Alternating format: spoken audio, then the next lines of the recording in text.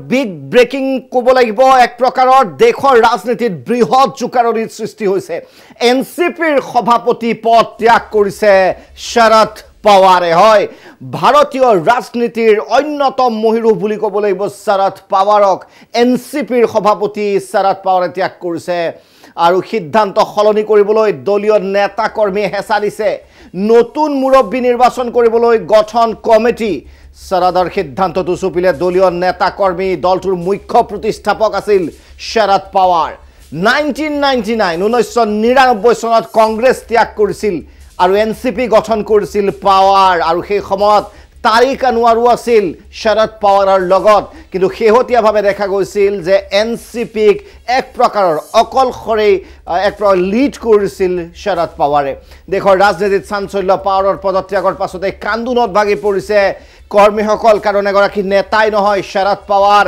মহাৰাষ্ট্ৰৰ ৰাজনীতিৰ এনসিপিৰ ৰাজনীতিৰ একটা আবেগ বুলি ক'লেও ভুল নহব পদত্যাগ পত্ৰ উঠাই ল'বলৈ আহ্বান এনসিপি কৰ্মীৰ মুম্বাইৰ YB চৌবন কেন্দ্ৰত এনসিপিৰ গুৰুত্বপূৰ্ণ বৈঠক নতুন নেতা নিৰ্বাচনৰ বাবে বিশেষ কমিটি গঠন কৰা হৈছে প্ৰফুল্ল পটেল সুনীল তৰকাৰে অজিত পাৱাৰ অনিল দেশমুখ সুপ্ৰিয়া সুলে জয়ন্ত পাটিল 16 নেতাৰ কমিটি গঠন শীঘ্ৰেই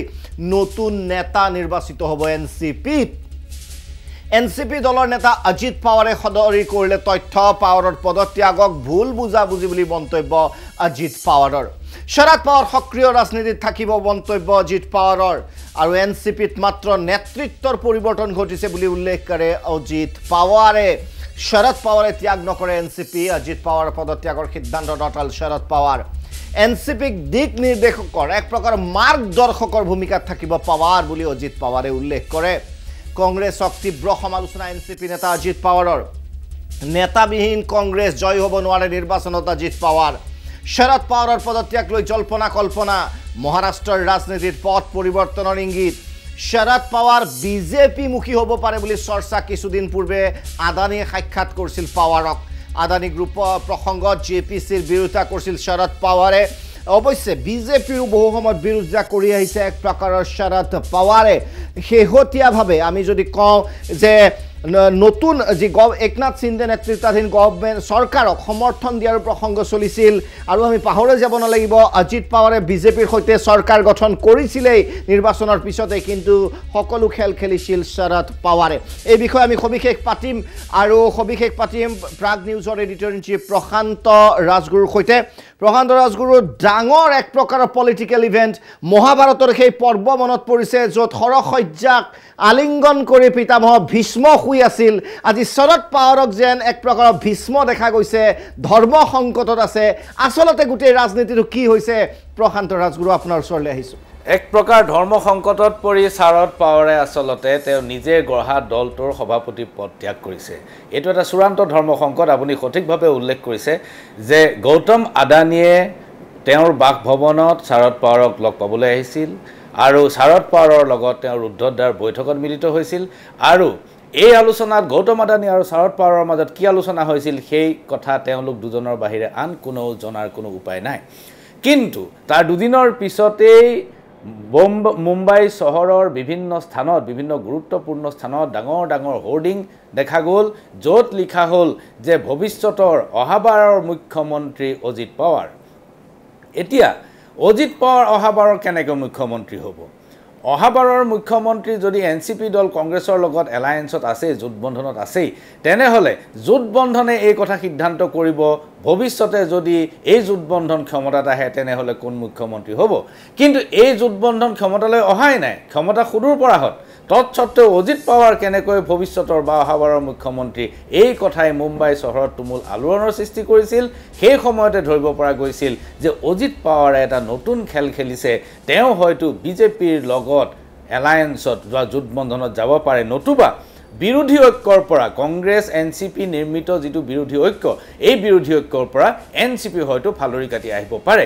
এই পোষ্টাৰ আৰু হোৰ্ডিঙৰ ঘটনাৰ আজি প্ৰায় 8-10 দিন হৈ গ'ল আৰু তাৰ পাছতে আজি শাৰদ পাৱাৰে এখন গ্ৰন্থ উন্মোচনী অনুষ্ঠানত তেওঁ পদত্যাগ ঘোষণা কৰিলে যে তেওঁ এনচিপিৰ সভাপতি হৈ নাথাকে শাৰদ পাৱাৰে এই সিদ্ধান্ত কিয় গ্ৰহণ কৰিব লগা হ'ল 1 নম্বৰ 2 নম্বৰ শাৰদ পাৱাৰে পদত্যাগ কৰাৰ পিছতে কোনজন ব্যক্তিয়ে এনচিপিৰ মুখপাত্ৰৰ ভূমিকাত অৱতীৰ্ণ হ'ল আপোনালোকে মন কৰিছে শাৰদ পাৱাৰে যেতিয়াই পদত্যাগ কৰিলে লগে লগে অজিত পাৱাৰে মাইক্ৰফোন হাতত লৈ এফালৰ পৰা সকলোবোৰ ঘোষণা কৰিবলৈ আৰম্ভ কৰিলে যে শাৰদ পাৱাৰ আমাৰ পিতামহ হৈ থাকিব শাৰদ পাৱাৰ আমাৰ মাৰ্গদৰ্শক হৈ থাকিব নেতৃত্বৰ পৰিৱৰ্তন হ'ব ইত্যাদি ইত্যাদি আৰু এই যিখন কমিটি গঠন কৰা হৈছে এই কমিটিখনৰো নেপথ্যত অজিত পাৱাৰে আছে অজিত পাৱাৰ হৈছে এনচিপি দলৰ এজন চতুৰ ৰাজনীতিক আৰু শাৰদ পাৱাৰৰ নেতৃত্বতে অজিত পাৱাৰে এদিনৰ বাবে মুখ্যমন্ত্ৰী হৈছিল মহাৰাষ্ট্ৰৰ এজনীয়া মুখ্যমন্ত্ৰীয়ে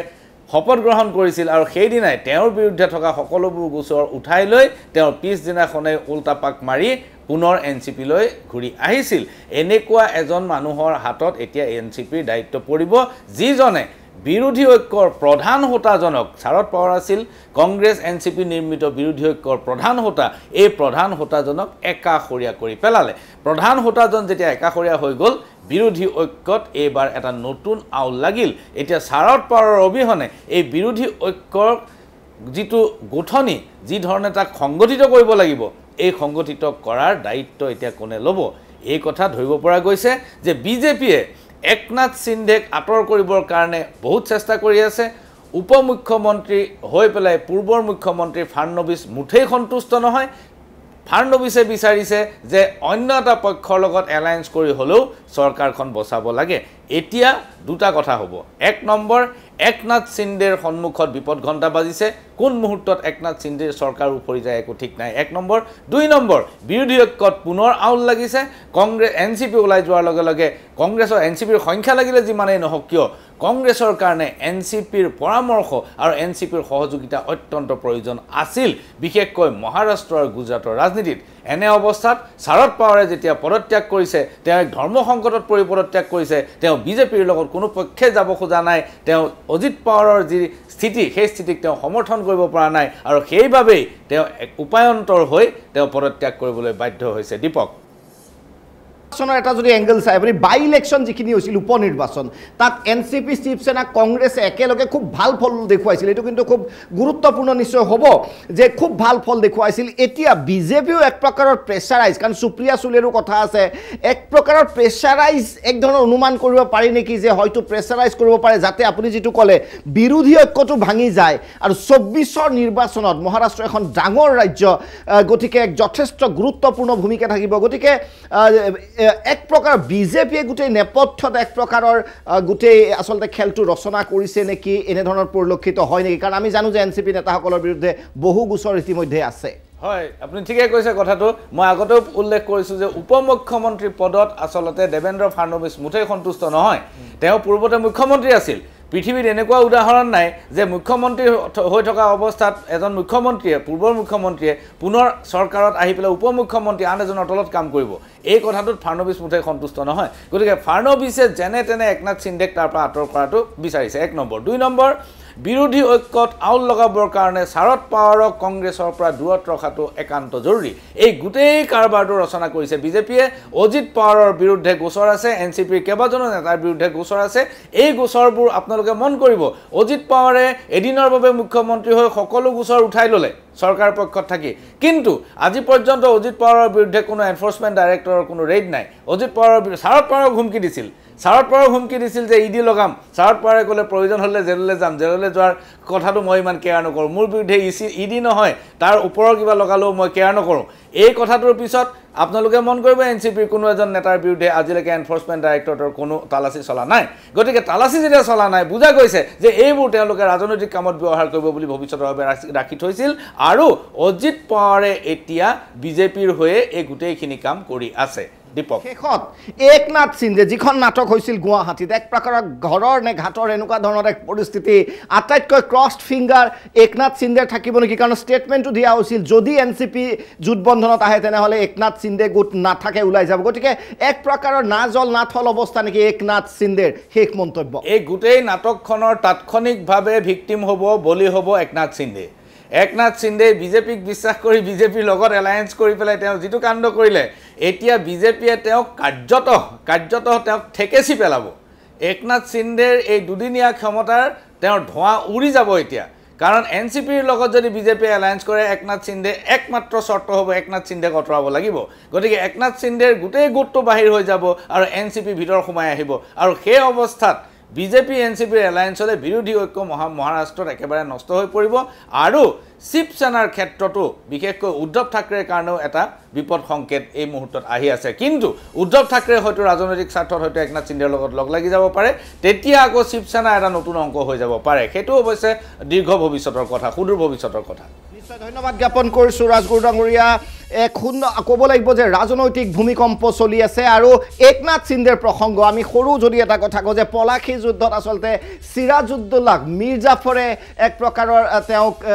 তেওঁৰ পৰাজিতৰ মূল কাৰণ হৈছিল পৰৱৰ্তী সময়ত মীৰ জাফৰক মীৰ কাছিমে উফৰাই দিছিল গতিকে ৰাজনীতিত এতিয়া নহয় ইতিহাস সাক্ষী আছে যে যিটো কোৱা হয় যে চিপৰাং মৰাৰ যিটো প্ৰৱণতা সেয়া